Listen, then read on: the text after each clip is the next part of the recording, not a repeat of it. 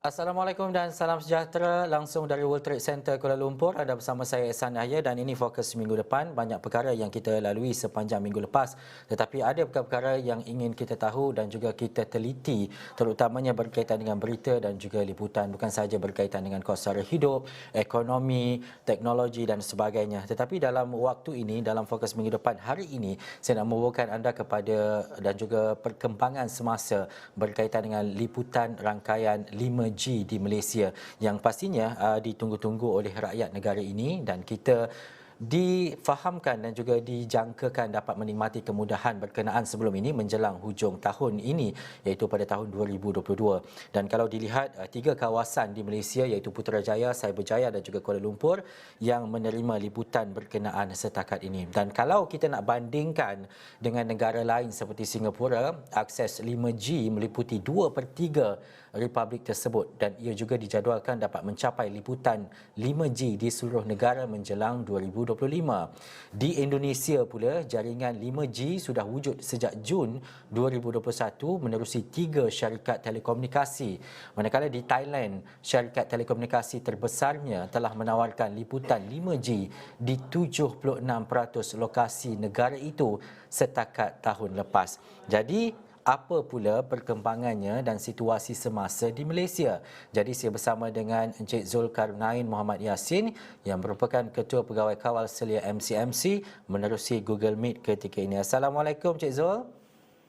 Waalaikumsalam Ihsan. Ya, pertama Selamat sekali, petang. selamat petang. Pertama sekali kita nak melihat mungkin secara keseluruhannya dalam tahun ini 2022 ini apa perkembangan dan juga status terkini berkaitan dengan 4G dan juga 5G ini Cik Zul. Okey, terima kasih Ihsan.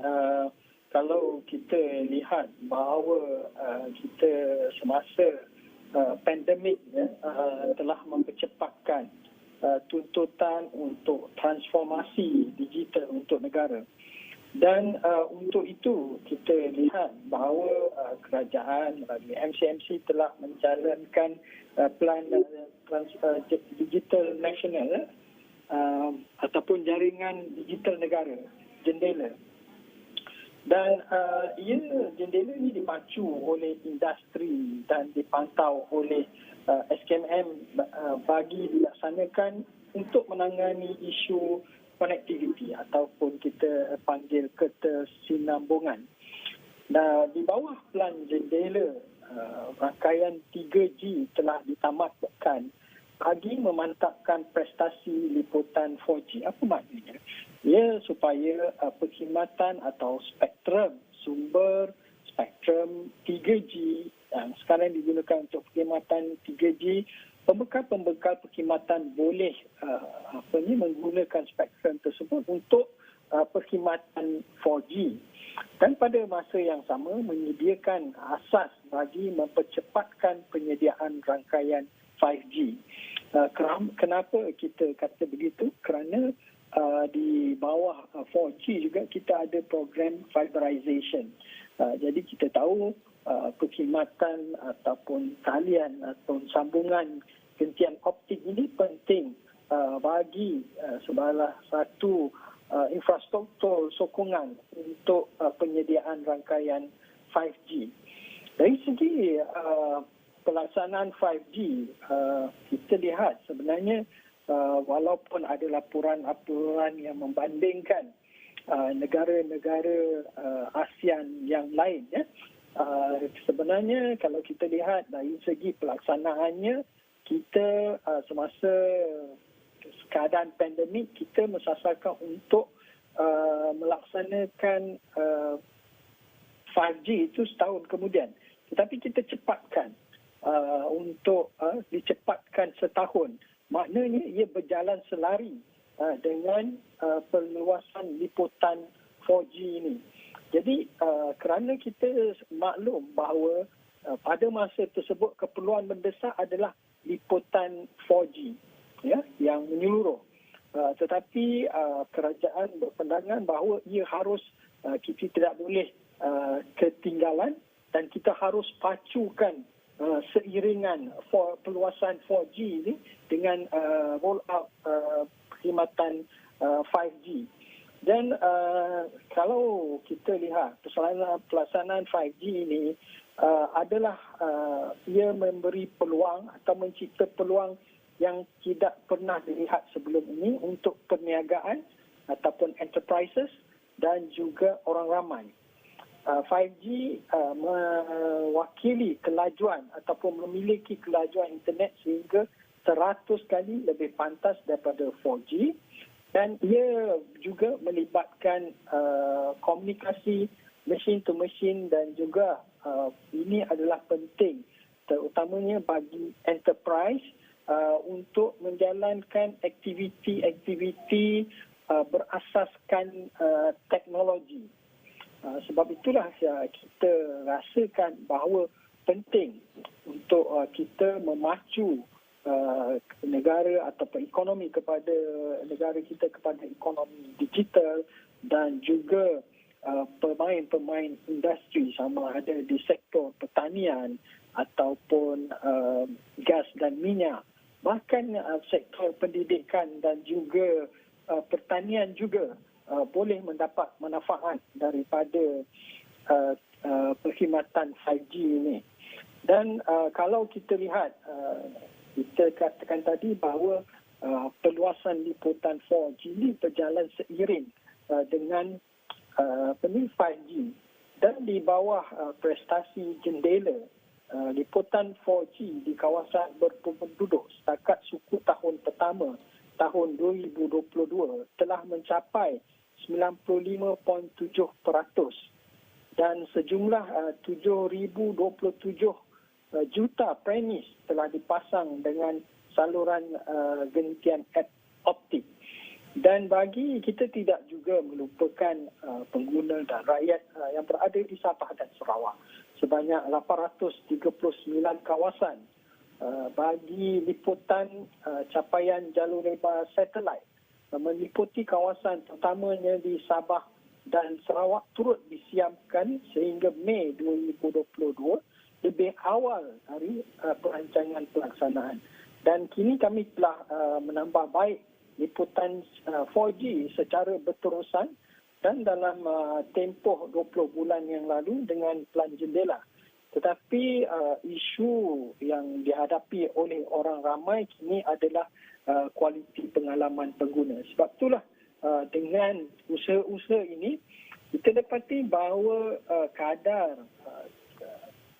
aduan yang melibatkan ketersediaan rangkaian dan mutu perkhidmatan, terutamanya berkaitan dengan perkhidmatan jalur lebar mudah alih ini, telah menurun sebanyak 56% untuk 3 bulan pertama tahun 2022 berbanding dengan tempoh yang sama pada 2021. Jadi itu adalah kemajuan-kemajuan yang kita telah capai hasil daripada inisiatif jendela dan juga untuk roll out of 5G ini. Dan juga Tuan, seperti yang Tuan nyatakan, kita melihat keterujaan berkaitan dengan 5G dan sebagainya. Progresnya agak cepat, mungkin diawalkan setahun daripada apa yang dirancang sebelum ini. Tetapi melihat kepada kita nak memacu ke arah dunia dan juga Malaysia dalam arena digitalisasi, pastinya menuntut kepada bagaimana penyediaan kepada rangkaian berkenaan dan penerimaan masyarakat terhadap rangkaian itu. Bagaimana kolaborasi dan juga nilai ini dapat diselaraskan bahawa adanya ataupun tersedianya teknologi tersebut dalam masa yang sama rakyat dan juga masyarakat serta pengguna dapat menikmatinya secara full ataupun akses yang penuh, tiada lagi internet yang lambat dan sebagainya. Bagaimana untuk memastikan perkara ini dapat berjalan dengan baik dan juga lancar, Tuan? Dari segi kita lihat bahawa apa yang ataupun model pelaksanaan single wholesale network yang dipilih oleh ditetapkan oleh kerajaan ini mungkin menimbulkan sedikit kontroversi dari segi banyak perbandingan negara-negara lain yang tidak melaksanakan single wholesale network ini. Tetapi kita mempunyai pendekatan dan alasan yang berbeza. Saya telah sebutkan tadi bahawa kita perlu mempercepatkan pelaksanaan 5G ini. Dia lebih setahun, dan kalau saya katakan ia seiring dengan keperluan untuk mempercepatkan liputan 4G ke seluruh negara. Dan apabila kita bercakap tentang perkara melaksanakan pelaksanaan 4G dan 5G secara seiring, ia tentunya memerlukan pelaburan modal yang tinggi untuk dilaksanakan oleh pembekal-pembekal perkhidmatan. Sebab itulah kita lihat bahawa pendekatan single wholesale network ini dapat mempercepatkan bukan sahaja dari segi pelaksanaan capaian tersebut, tetapi juga menjimatkan kos kepada negara dan juga kepada industri. Yang pertama, kerana sebagai contoh, sekiranya diberikan ataupun pelaksanaannya dibuat secara terbuka tanpa single wholesale network, terdapat beberapa cabaran. Yang pertama adalah kekangan ataupun cabaran untuk penyedia pembekal perkhidmatan untuk membuat pelaburan modal untuk kedua-dua rangkaian ini. Itu yang pertama. Yang kedua, dari segi sekiranya kita ada pelbagai rangkaian, dari segi kecekapan penggunaan spektrum mungkin akan menimbulkan masalah dan ia tidak dapat mencapai apa yang dijanjikan oleh 5G. Jadi assignment keseluruhan spektrum 5G ini kepada single wholesale network dapat mengatasi masalah tersebut. Dan perkara yang ketiga adalah ia berbalik kepada usaha ataupun apa yang kita katakan penggalakan persaingan berasaskan perkhidmatan. Jadi sebelum ini kalau kita lihat iklan-iklan ataupun promosi yang dikemukakan oleh pembekal perkhidmatan berkait dengan luasnya liputan rangkaian yang mereka ada. Tetapi sebenarnya dari segi mutu perkhidmatan dan juga persaingan berasaskan perkhidmatan itu tidak berlaku ataupun tidak diambil perhatian. Sebab itulah kita lihat dengan adanya pendekatan single wholesale network ini, persaingan yang lebih intensif di peringkat pembekalan perkhidmatan. Jadi apa juga pelaburan yang perlu dilakukan adalah untuk meningkatkan quality of experience pengguna. Sebab apabila kita bercakap tentang persaingan di peringkat perkhidmatan, ia berkaitan dengan quality of experience.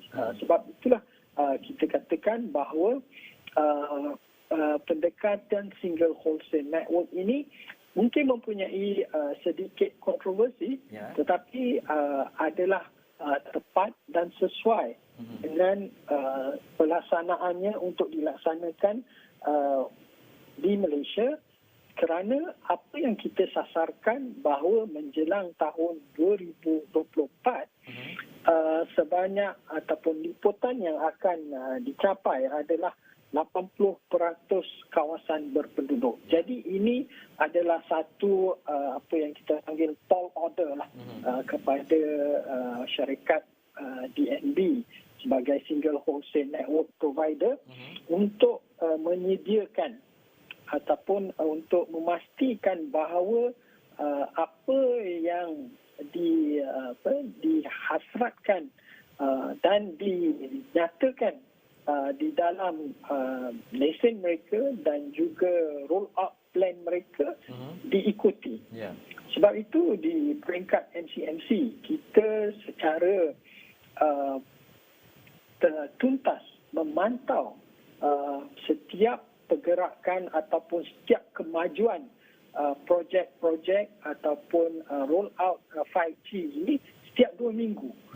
Kita akan pantau sama ada mereka memenuhi komitmen mereka dari segi roll out yang telah ditetapkan untuk mereka. Sebab itu kita menyatakan bahawa tidak ada kita tidak lepas tanganlah dari segi memantau, memastikan bahawa apa juga bentuk cabaran dari segi pelaksanaan 5G ini dan pencapaian sasarannya dapat dicapai.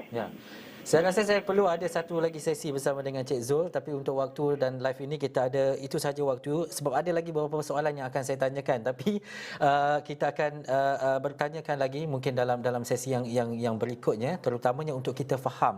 Tetapi secara jelas apa yang dinyatakan oleh Encik Zul tadi telah pun kita faham bahawa itu adalah status dan juga kedudukan 5G terkini. Mungkin 2024 lebih daripada 80% akan meliputi kawasan-kawasan tertentu. Baik, terima kasih Cik Zulkarnain Muhammad Yassin, Ketua Pegawai Kawal Selia MCMC atas penerangan dan juga penjelasan itu tadi.